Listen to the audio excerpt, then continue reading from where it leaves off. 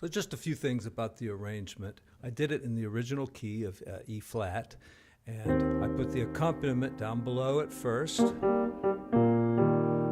right, and it has some interesting counter lines. And right there, I think we should probably end on that B flat there when we play the chord. After I've worked with this arrangement for a while, I'll certainly start changing things around and, improvising a little bit more and having fun with it. This gives like a structure that you can start with and then, make it your own.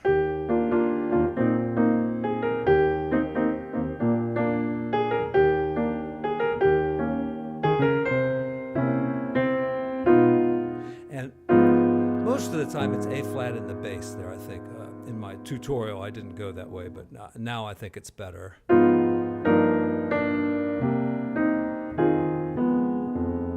And the way I always remembered it in my mind was all these eighth notes. So I wrote it that way, but listening to it, it's really 1 and 2 and 3 and 4 and 1. So, like I say, make it your own. And this is not exactly what the piano player plays in this little break here,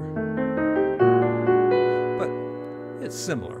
And then it's the same thing now with the melody up an octave and the accompaniment up an octave.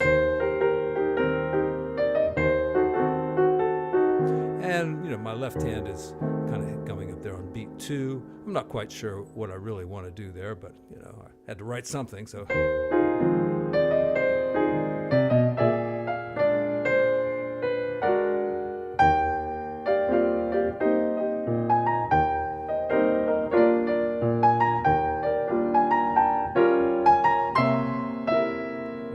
straight C chord there. And some pretty big stuff here. If you can't reach it, just leave that note out. Just go like that. Sounds just as good.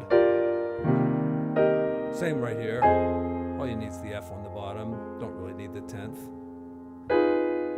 And here again, the rhythm is wrong. And really, you can do most anything to get into the bridge. And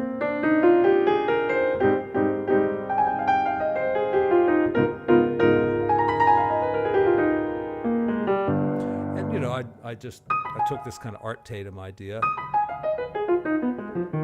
And on my G, and then some big chords here. I guess I never played that one, did I? Let's try that again.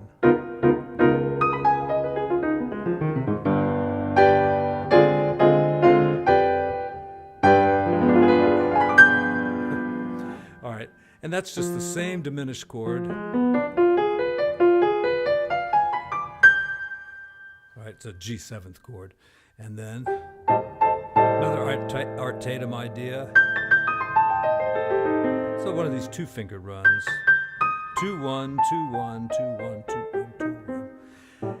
The reason they sound good that way is that the articulation is very clean. Like that. If you do it with... It has a different sound, if you do it with all those fingers. And then, that's just my own idea there.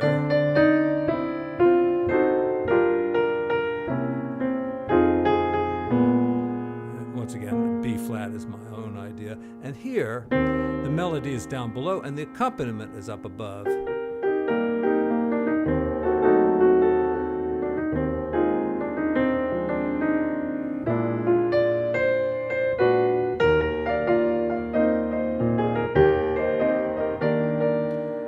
Use any chords you want in there, You don't have to use exactly what I'm using. You can use anything like that. And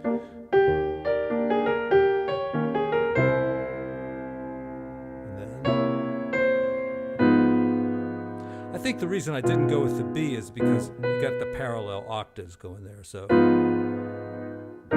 And then unfortunately I couldn't fit it onto 2 pages, so we got a little bit on the other page.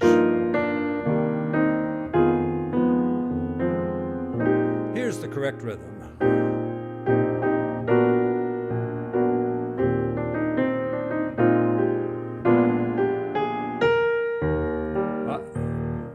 that, but you can just do it here.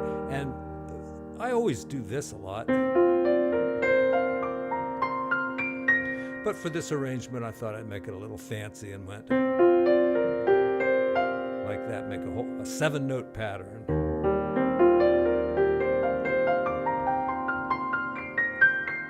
So it just repeats 3 times and then do little Chico marks there at the end. Can you see that? Yeah, you can. All right.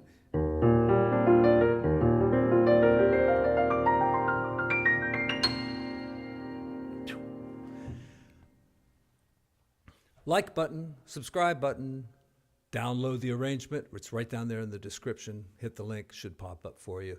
Thanks very much, folks. See you again soon. Hey everyone, Tony Winston here for Jazz Piano College.